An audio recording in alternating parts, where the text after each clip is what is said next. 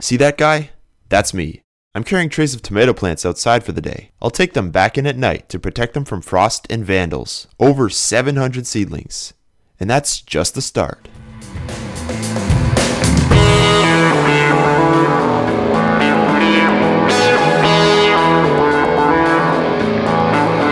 So now I got my plants outside, and every night I take them in because I'm worried about frost. I don't want these plants to die. I don't want to take that chance, because if they do die, that is bad news. Because these plants are outside and exposed to wind, I have to make sure I'm monitoring them and watering them as needed so they don't dry out. Some of you may be thinking, you know, that's a lot of work carrying these trays in and out every day. And yes, it is, but in the end, I think it's going to be worth it, so I really have no problem putting in the upfront effort. A week ago, these seedlings were all in 98 cell seed trays, and they looked absolutely terrible. But I've since transplanted them, and now they seem to be bouncing back, and I have really high hopes for their recovery. I did end up losing about 30 to 60 plants because they were just too far gone, but that's okay because I have new tomato seeds starting indoors as backups.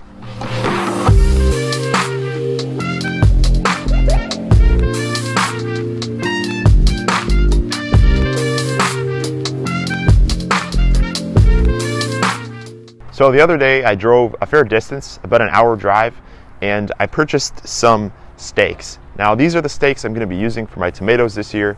They're 6 feet tall, and once they're in the ground, they're only going to be about 5 feet tall. And for indeterminate or vining type tomatoes, that's really not ideal. However, unfortunately, it's very difficult, if not impossible, to find really tall stakes where I live at least. Lumber is extremely expensive this year, and I found this on Kijiji. It was a really good deal, so I went and I picked up about 400. So in a perfect world, I have a 9 foot tall stake so that it sticks about 8 feet above the ground.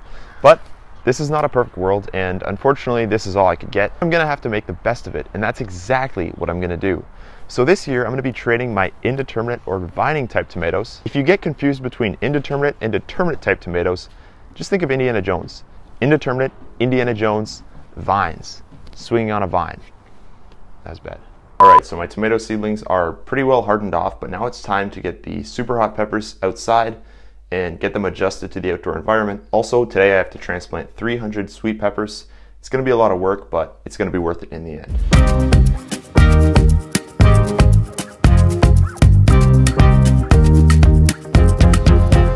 So the first step to hardening off your plants is just to bring them outdoors, and at first I put them in a pretty much shaded spot, and over the next few days I'll kind of just monitor them, make sure there's no sunburn. After a couple of days I'll probably bring them out into the direct sun, or at least filtered sun. It's not an exact science, just monitor your plants, make sure they're not burning up. Okay, so these peppers I'm growing are Carolina Reapers, ghost peppers, chocolate habaneros, and hot paper lantern habaneros. So I got quite a variety of super hot peppers.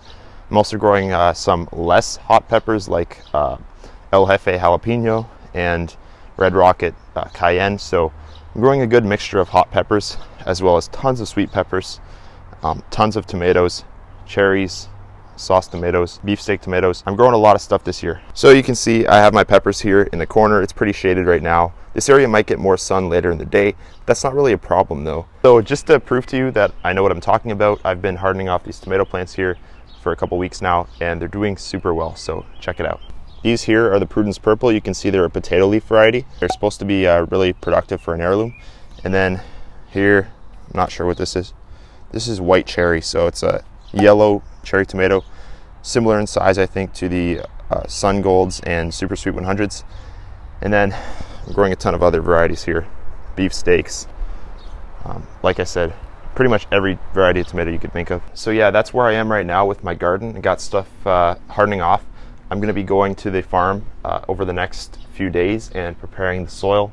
I've already got it tilled, so I just got to kind of hill it up, get the fertilizer put down, get the black plastic laid, and then basically probably next week, or at the latest another week and a half to 2 weeks, I'm going to be planting all my tomatoes and peppers, and hopefully my pumpkins, cucumbers, and squash.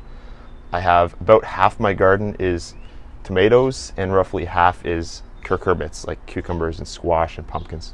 So I'm really excited. I can't wait to see how this is going to work out, and hope you guys stick along. If you enjoyed this video, definitely make sure to smash that like button, because it helps the algorithm put out my videos so that more gardeners can see it. It gets me more views, which of course, it's good to get views, right? So hope you enjoyed. Hope you have a great day, and hope your garden's looking good so far. Let me know. If you have any questions, comments, I'm here to answer. I'm Lucas from LucasGrowsBest, and I'll see you next time.